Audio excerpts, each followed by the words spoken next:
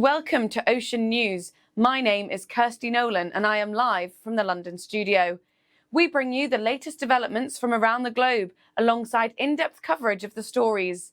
Let's dive right into the headlines. Pakistan has strongly rejected and condemned remarks falsely attributed to Army Chief Field Marshal Asim Munir, claiming he threatened global destruction if the country were to collapse. Officials say the statement is fabricated and does not reflect Pakistan's policy or position. Earlier, India claimed it had shot down 5 Pakistani fighter jets, a statement that quickly drew ridicule worldwide. Political analysts say New Delhi is attempting, without success, to mask its defeat at the hands of Pakistan on May 7th through such assertions.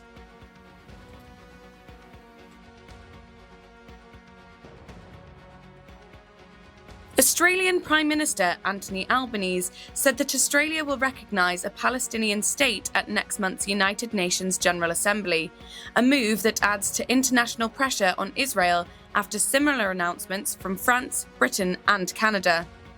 Australia will recognise the State of Palestine at the 80th sessions of the United Nations General Assembly in September, to contribute to international momentum towards a two-state solution, a ceasefire in Gaza and the release of hostages. Albanese said a two-state solution is humanity's best hope to break the cycle of violence in the Middle East and to bring an end to conflict and suffering and starvation in Gaza. Philippine President Ferdinand Marcos Jr. said that Beijing has misinterpreted his comments, saying Manila will be inevitably drawn into a conflict between China and Taiwan should one erupt. China accused Marcos of playing with fire after the Philippine leader said during a visit to India that there is no way that the Philippines can stay out of it due to its proximity to the democratically governed island.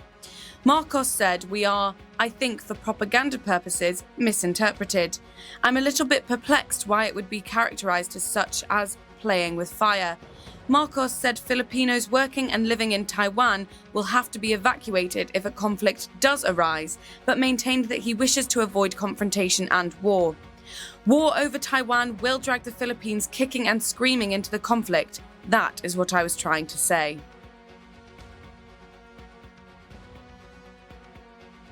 Russia's Deputy Foreign Minister Sergei Rybakov said Russia kept up development of intermediate and shorter-range missile systems during a moratorium on their development, and now possesses a substantial arsenal of such weapons.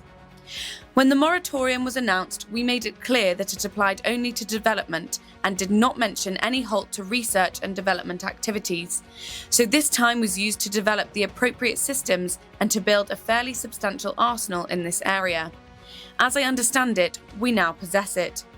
Earlier this month, Russia said it was lifting what it called a unilateral moratorium on deploying intermediate-range missiles, saying this was a forced response to moves by the US and its allies. Iran's Foreign Minister Abbas Araghchi said a senior official from the UN nuclear watchdog will fly to Iran for talks on Monday, but no visit to nuclear sites is planned. Since Israel launched its first military strikes on Iran's nuclear sites during a 12-day war in June, inspectors from the International Atomic Energy Agency have been unable to access Iran's facilities, despite IAEA chief Rafael Grossi stating that inspections remain his top priority. Iran has accused the agency of effectively paving the way for bombings by issuing a damning report on May 31st, which led the IAEA's 35-nation Board of Governors to declare Iran in breach of its non-proliferation obligations. Iran, which denies seeking nuclear weapons, said it remained committed to the Nuclear Non-Proliferation Treaty.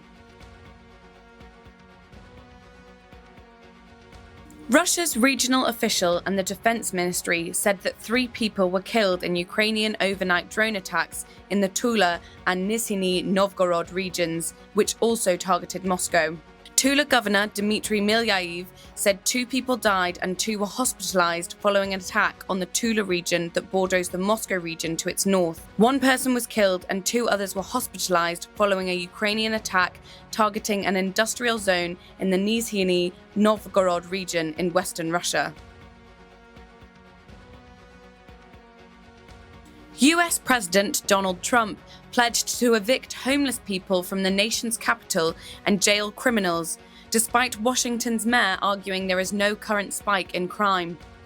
While details of the plan were unclear, according to US official, the administration is preparing to deploy hundreds of National Guard troops to Washington, a controversial tactic Trump used recently in Los Angeles to tackle immigration protests over the objections of local officials. Trump has not made a final decision, the official said, adding that the number of troops and their role are still being determined.